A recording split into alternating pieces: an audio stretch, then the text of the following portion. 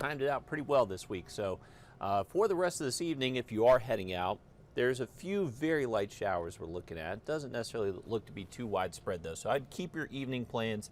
Wanted to take a look at our temperatures today. Officially what we got to was 90 at Bushfield, and I just wanted to highlight that we've been on a pretty good little cool streak here for the month of July. We've had temperatures running just near, if not even below average for at least the last week and a half, and we're likely going to see that continue through the weekend.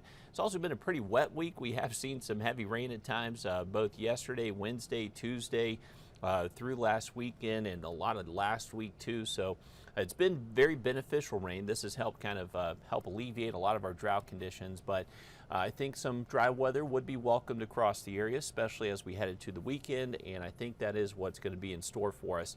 Current look from our Beach Island camera, you can actually see a lot of sunshine out there. We had a quick little downpour pop up right here near Augusta that we were looking at from our tower cam view, but there's not much out there. So once again, I would say if you see rain, you'll probably be one of the lucky few. Most of our rain chances are now diving south of the interstate, so there's just not really much behind these that's expected to develop. So I would say that was pretty much our rain chance here in Augusta. I would say we stay fairly dry the rest of this evening into tonight.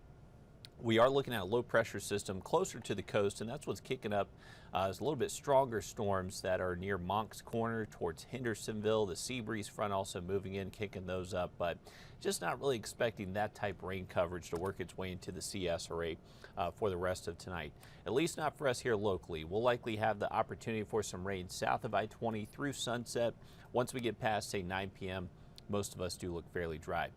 Into the weekend, that backdoor cold front is now south of us. That's why we're bringing back a northeast wind. So a northeast wind this time of year, hey, we'll take that 9 times out of 10. That is a great wind direction for us. This keeps us cooler than average.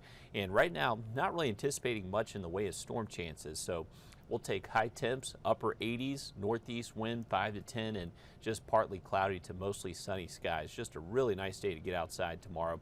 Any plans Saturday evening, looking to stay mostly dry then as well. For our Sunday, our in-house model here wants to favor maybe a pop-up shower north of I-20. I would say that's a low chance. I think that's being a little bit aggressive. I would say 90% of us should stay completely dry through Sunday afternoon, but it's going to be early next week. Once we head into Monday, Tuesday next week, that's when we definitely have a better opportunity to see some wet weather again. So take advantage of the weekend. Try to get outside if you can, get some good vitamin D. We got high temps staying below average, upper 80s Saturday. Just maybe a degree or two warmer by Sunday.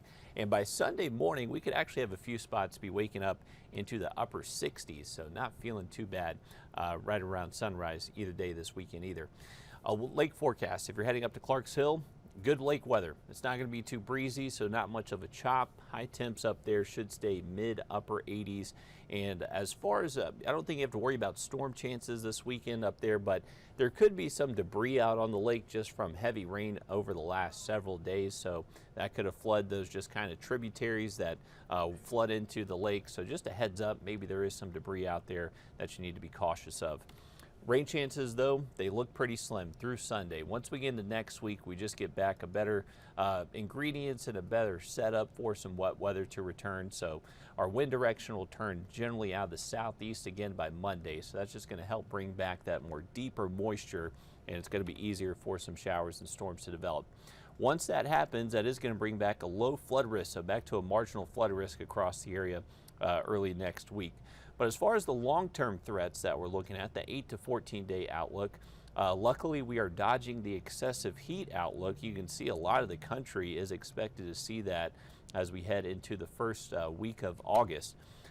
The precip chances, though, we are starting to be included in the slight risk for heavy precipitation. This is between the dates of August 3rd and August 9th, and that potentially could be driven by maybe something tropical in nature, something that we're going to have to watch closely. Right now the tropics are pretty quiet, but could be a little bit more conducive for maybe a system to form late into the forecast, that late to 7 to 10 day outlook. So something we'll be monitoring over the next several days. But for us here locally, we got a beautiful setup for the weekend. Partly cloudy skies the next couple of days, and luckily not too many storms. So good weather to finally get outside after some very wet days here recently.